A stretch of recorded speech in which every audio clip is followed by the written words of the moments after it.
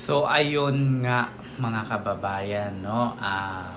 Gusto ko lang pong reaksyonan itong kumakalat ngayon na video na kung saan nakaano nga dito na droga nga ba ang inabot kay Pangulong Marcos. Ayan. Nakita nyo po nasa kamay po yan nung nakapulang, hindi ko lang sure kung congressman ba yun, mayor o governor. Yung inabot po niya dyan na nakabalot sa plastic, no, na hinawakan ni Pangulong Bongbong Marcos, yan po ay brooch. Brooch bang tawag doon? Brooch? Or pin? Parang ganon ang pin yung nilalagay dito. Brooch or pin or ganon. Hindi po siya droga. Gusto ko pong ipakita sa inyo zoom. No? I-zoom po natin dito. Pakita po natin sa screen. Wag po, actually sa totoo lang, wag po kayong gumawa ng kwento.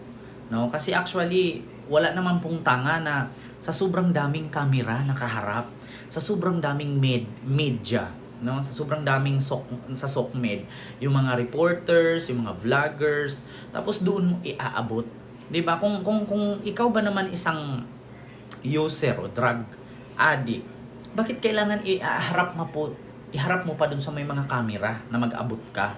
Pwede mo naman iabot doon pag naupo na, itabihan mo eh. 'Di ba? Walang tanga na ganun mag-aabot, 'di ba? Kung droga man 'yan. Ang pagkakaalam ko po, yung inabot po dyan ay brooch. No? So ito po siya ha. Ayan. Nakita nyo po sa likod ko. Yan po yung inaabot niya na may logo. Ayan o, logong Agila yan. Brooch yan yung or pin, yung nilalagay dito sa dibdib. Katulad nung nasa dibdib ni Pangulong Marcos. Ang nasa dibdib kasi niya Uniteam eh, yung bilog. Yan, ang nilagay nila dyan Agila na may blue and red na pakpak. Oo, yan yun no, nakabalot sa cellophane. Huwag kayong tanga, hindi po yan droga, no? Pero ngayon po, gusto ko lang ma-explain sa inyo. Desperado na po kasi ang mga didishit. Lalong-lalo na ang dami po kasing nasa pogo na kumakanta ngayon, nasangkot po ang mga dutae. 'Di ba? So, kung makagawa sila ng issue na droga daw, paniwalaan nyo ang dapat niyong paniwalaan. Kung droga man yan, ba't hindi nyo ipakulong? Ba't hindi nyo ipahuli si BBM? Ba't hindi nyo i-impeach? Di ba? Kung drugs man yan, napakasimple lang. Ba't hindi nyo i-impeach kung drugs man yan? Pero ito, mga kababayan, meron akong ipapakita sa inyong video na kung saan galit na galit ang isa sa mga dutae. No? Si Pulong. Lahat. Pinagsabihan na lahat. Naku, lumalabas na sa bunganga niyang hindi magandang sinabi. So ito po, ipapakita ko sa inyong video, kayo na lang pong humusga. Makinig kayo, mga didilis, mga may sayad, putang ina nyo. Tingnan nyo, wala nang miyembro ng PDP. 5 na lang, 3 sa Senado, 2 sa Congress.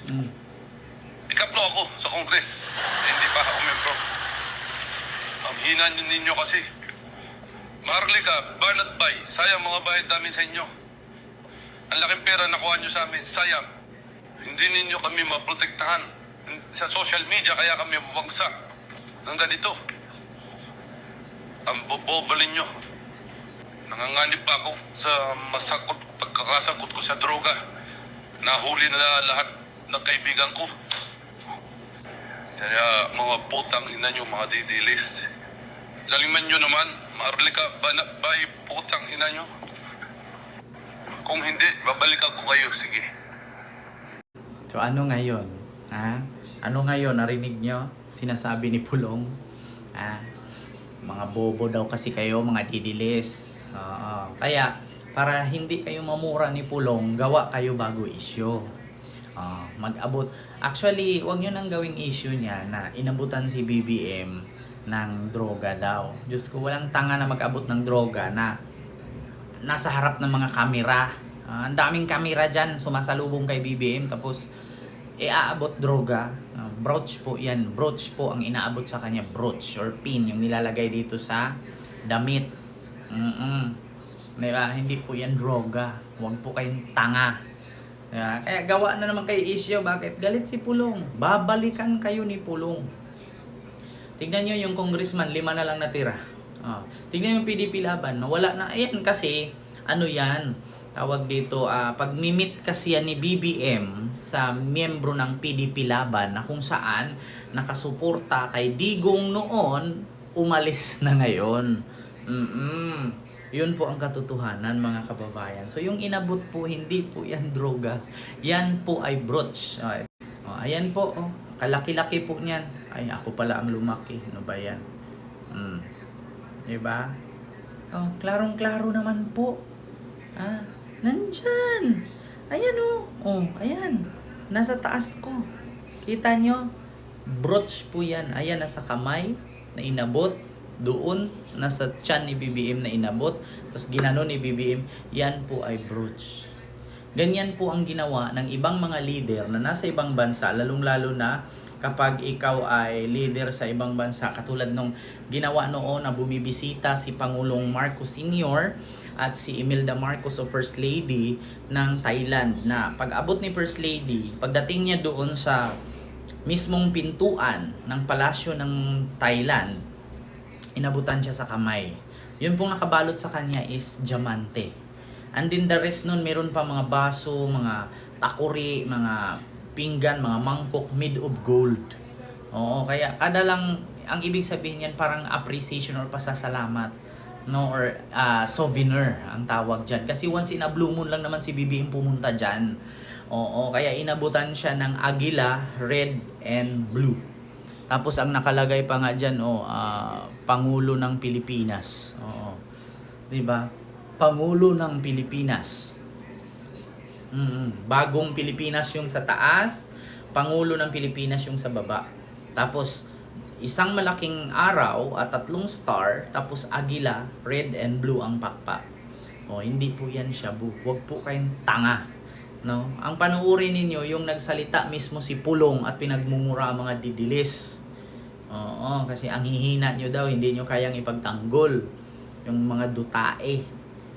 Banatbay, Marlika. Babalikan daw kayo ni Pulong. Manda kayo, ang laki daw ng binayad sa inyo. Hindi nyo sila kayang ipagtanggol at hindi nyo kayang ma-brainwash, no, yung taong bayan. Kasi kung saan ngayon ang taong bayan ay mas naniniwala na sa Administrasyong Marcos kaysa kay Digong. Si Digong wala na sa power. Tandaan nyo, matanda na, malapit nang kunin ng malambot na lupa si Digong. Hindi niya pinaalam sa inyo na sinugod sa hospital nung nakaraang buwan. Tabingi na yung baba, hindi na makagalaw yung kabilang katawan. Ba't hindi nyo ilabas si Digong ngayon? Ba't hindi nyo subukang hanapin kung nasaan si Digong? Na-stroke na, patay na ang kaliwang katawan. Tabingi na yung baba. Last month lang sinugod sa ospital. Di ba? Tapos gawa kayo ng issue, shabu daw ang inabot. Brooch po yung inabot, pin. Yung nilalagay dito. Hindi shabu. Ang totoong balita, yun yung si Digong sinugod sa ospital na stroke. Kaya tingnan nyo, hindi na lumalabas sa media kasi na-stroke. Magulat na lang ganyan, ilalabas, nakaburol na. So yun lang. Maraming salamat.